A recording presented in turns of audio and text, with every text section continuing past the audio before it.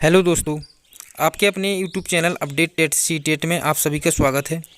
दोस्तों, आज की वीडियो हम बात करने वाले हैं इफेक्टिव मेथड्स ऑफ लर्निंग यानी अधिगम की प्रभावशाली विधियां। दोस्तों, यह क्लास आपकी जो है 19वीं क्लास होगी, जो कि बाल विकास फर्स्ट सेमेस्टर की है। और दोस्तों, आपको बता दें कि जो 19 क्लास आपने नहीं देखी हैं तो बाकी की सभी 18 क्लास आप देख लें। और दोस्तों, बाल विकास के साथ साथ जैसे सामाजिक अध्ययन, शिक्षण अधिगम, संस्कृत, कंप्यूटर, हिंदी, सभी की क्लासेस आपको अपडेट टेट सी टेट पर उपलब्ध हैं। और दोस्तों, सभी की प्लेलिस्ट हमने अलग अलग बना रखी है, तो आप जब चैनल पर विजिट करेंगे दोस्तों तो आपको सभी की प्लेलिस्ट मिल जाएंगी, तो आप जाकर सभी वीडियो को देख सकेंगे। और दोस्तों, अभी मैथ्स की वीडियो भी जो है अपलोड की है, परंतु जो है मैथ्स की जो वीडियो है दोस्तों संसाधन की वजह से जो है ऐसे ही जो है स्क्रीन रिकॉर्डर के माध्यम से ही जो है अपलोड करनी पड़ रही है। दोस्तों, संसाधन होने के बाद जो है आपको कैमरे के जो है बोर्ड पर ही मैथ कराई जाएगी। और दोस्तों, आज हम देखेंगे अधिगम की प्रभावशाली विधियां यानी करके सीखना, अनुकरण द्वारा सीखना, निरीक्षण करके सीखना, परीक्षण करके सीखना और सामूहिक विधियों द्वारा सीखना।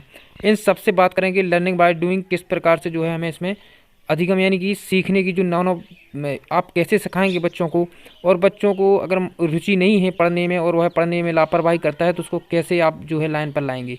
तो दोस्तों, इन सब बातों में हम अध्ययन करेंगे और सीखेंगे। तो चलिए दोस्तों, हम स्टार्ट करते हैं आपकी अधिगम की प्रभावशाली विधियाँ। तो देखिए, सबसे पहले हम देखेंगे किसी नए पाठ या नई क्रिया को सीखने के लिए विभिन्न विधियों का प्रयोग किया जाता है। आपको खुद पता होगा कि जब आप पढ़ते हैं, परंतु आप ये जैसे पढ़ते हैं, आप एक चैनल से आपको समझ में नहीं आता है, आप दूसरे चैनल पर देखते हैं दोस्तों, और जो है ऐसे नहीं तो आप जो है लिखते हैं, फिर जो है समझते हैं, एनालिसिस करते हैं, बात जो है आपको समझ आ जाता है। तो इस प्रकार कई विधियाँ आप प्रयोग करेंगे।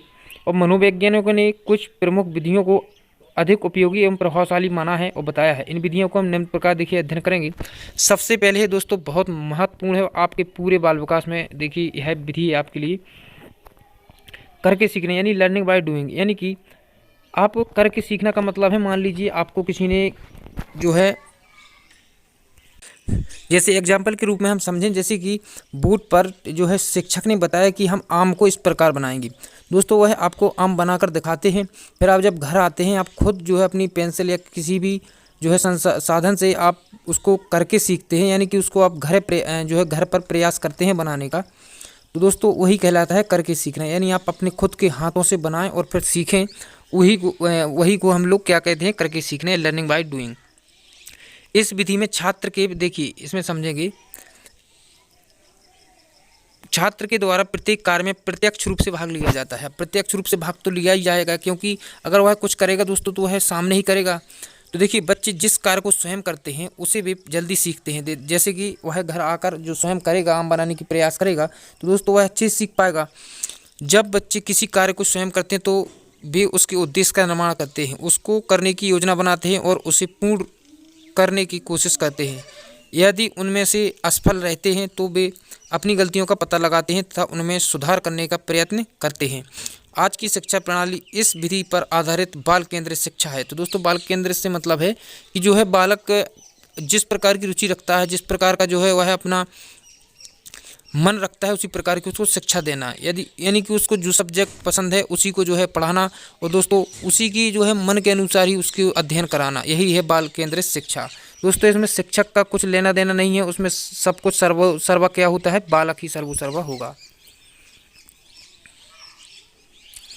देखिए, किसी चीनी लेखक का कथन है कि जब हम सुनते हैं तो भूल जाते हैं, जब हम देखते हैं तो हम याद रखते हैं, जब हम करते हैं तो हम समझ जाते हैं। इसी प्रकार दोस्तों, जब आप सुनेंगे तो आप भूल जाएंगे, जब देखेंगे तब याद रहेंगे, और जो हम करके देखोगे आप तो दोस्तों आपको याद रहेगा। इसीलिए कहते हैं कि आप वीडियो देखते तो हैं परंतु उसमें नोट्स भी बनाते चलिए, क्योंकि नोट्स से क्या होता है कि आप जब परीक्षा में शामिल होने जाएंगे तो दोस्तों आप जो है रात को या एक दिन पहले सभी नोट्स को आप दोहरा कर जाएंगे, जो कि इंपॉर्टेंट आपने नोट्स बना रखे हैं। अब देखिए दूसरा है आपका लर्निंग बाय इमिटेशन, यानी कि अनुकरण करना दूसरों को। अनुकरण से मतलब दोस्तों यह है कि आप लोग जैसे टीवी देखते हैं, टीवी में आप रिमोट से जो है चैनल चेंज करते हैं, तो आपका जो है छोटा बालक होता है वह देखता है, तो दोस्तों वह भी यह करके जो है करना सीखता है, तो वह रिमोट उठाएगा और जैसा आप करते हैं वैसा ही जो है करने का प्रयास करेगा। अनुकरण यही कहलाता है। तो अनुकरण द्वारा सीखने की प्रक्रिया देखिए शैशवावस्था से ही प्रारंभ हो जाती है। शैशवावस्था यानी कि आपका 0 से दोस्तों 6 वर्ष तक शैशवावस्था का काल चलता है, तो तब से ही जो है प्रारंभ हो जाता है। विद्यालय में बच्चे शिक्षक द्वारा दी जाने वाली क्रियाओं का अनुकरण करके सीखते हैं। इस विधि में शिक्षक छात्र के लिए आदर्श स्वरूप होता है। मनोवैज्ञानिक हैगार्ड महोदय की अनुकरण द्वारा सीखने का सिद्धांत से भी यह स्पष्ट होता है कि अधिगम की प्रक्रिया अनुकरण के माध्यम से ही सरल होती है। अब दोस्तों यह आप अनुकरण समझ गए होंगे, तो अब देखिए, अब देखते हैं हम निरीक्षण करके सीखना या लर्निंग बाय ऑब्जर्वेशन।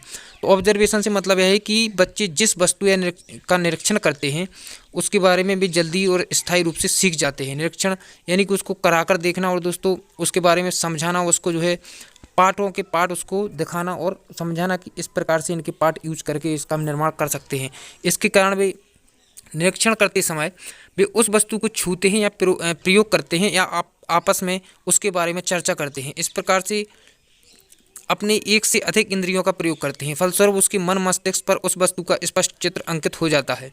निरीक्षण पद्धति की सफलता के लिए आवश्यक है कि अध्यापक बच्चों को जिस स्थान पर ले जाए वह पूर्ण रूप में ही देख लें तथा उसके बारे में योजना बना लें। इस विधि से सीखने में छात्र की जिज्ञासा एवं उत्सुकता बनी रहती है। सामाजिक विज्ञान के अंतर्गत भूगोल शिक्षण में इस विधि का प्रयोग अवश्य किया जाता है, ताकि बच्चे उसे सहजता से सीखें। निरीक्षण दोस्तों, जैसे कि मान लीजिए अब कोई खिलौना है दोस्तों, तो खिलौना के जो पार्ट हैं दोस्तों, पार्ट जो है अलग करके उसको समझाएंगे इस पार्ट के बारे में, सभी पार्टों के बारे में। तो दोस्तों सभी पार्टों को एक करके उस खिलौने के जैसा है वैसा ही का निर्माण करेंगे दोस्तों, तो वह उसके बारे में अच्छे से समझ पाएगा। अब देखिए, परीक्षण करके सीखना, लर्निंग बाय टेस्टिंग, यानी कि टेस्टिंग करके भी वह अच्छे से सीख पाएगा। जैसे इसके अंतर्गत छात्र अपनी आवश्यकता के अनुरूप सामग्री का परीक्षण करेगा। ज्ञान प्राप्त करते हैं, जैसे बच्चे में किताब में गिनती को पढ़ते हैं तो प्रथम दृष्टि में उसके कोई महत्वपूर्ण स्थान नहीं होता, परंतु व्यवहारिक जगत में जब भी बच्चे स्वयं इसका प्रयोग करते हैं तो देखते हैं उसका अधिगम स्थायी रूप से जाता है। इस विधि को विज्ञान, गणित, सामाजिक अध्ययन एवं नैतिक शिक्षा आदि में प्रयोग किया जा सकता है। इस विधि के माध्यम से बच्चों में आत्मनिर्भरता का विकास होता है, क्योंकि इस विधि में वे स्वयं प्रयास करके सीखते हैं। तो दोस्तों वह हर एक वस्तु को टेस्ट करके देखते हैं। मान लीजिए अगर आपने उसको किसी भी बाजार से या जो है मेले से आपने उसको एक जो है किसी भी प्रकार का दोस्तों उसमें आपने खिलौना लेकर दिया उसको, तो दोस्तों उस खिलौने को वह जो है तोड़ के जब आप घर आ जाएगा वह है, तो दोस्तों उसके जो है पार्ट के पार्ट अलग करके देखेगा। तो दोस्तों यह बच्चे में जो है हर बच्चे की जो है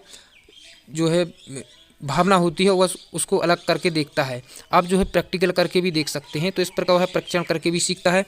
फिर देखिए, सामूहिक विधियों द्वारा सीखना है। सामूहिक विधियों से मतलब यह है, जैसे कि तात्पर्य है कि आप स्कूल में दोस्तों 5-6 का ग्रुप अलग कर लीजिए और जो है 10 या 8-10 का ग्रुप अलग की 2 ग्रुप आप कर लिए। तो दोस्तों एक जो है कार्य करने के लिए उन ग्रुपों को दिया, एक दूसरे ग्रुप को दिया।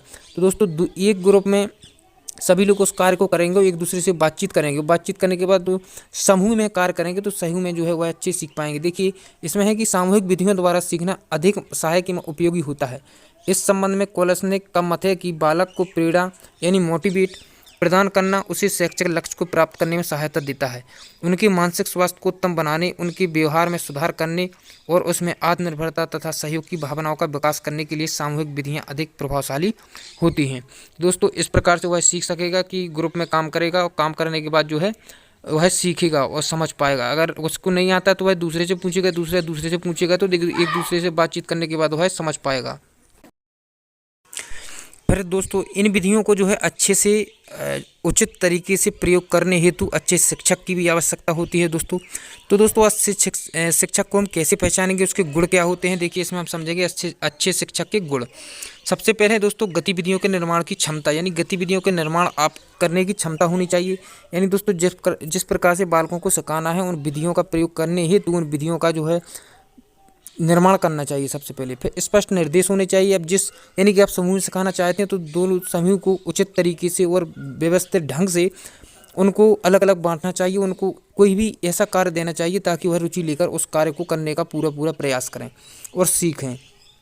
बच्चे की मानसिक क्षमता पहचानना, यानी कि बच्चे की मानसिक क्षमता के अनुसार ही आप उसको कार्य दें। ऐसा नहीं कि वह जो है कक्षा 4 का कार्य नहीं कर पाता है और आपने कक्षा 6 का कार्य दे दिया, इससे जो है वह सीख नहीं सकेगा और मानसिक विकास अच्छे से नहीं हो सकेगा। फिर देखिए निरंतर सीखने वाला यानी कि आप एक के बाद एक यानी कि सरल से कठिन की ओर बच्चे को ले जाएंगे।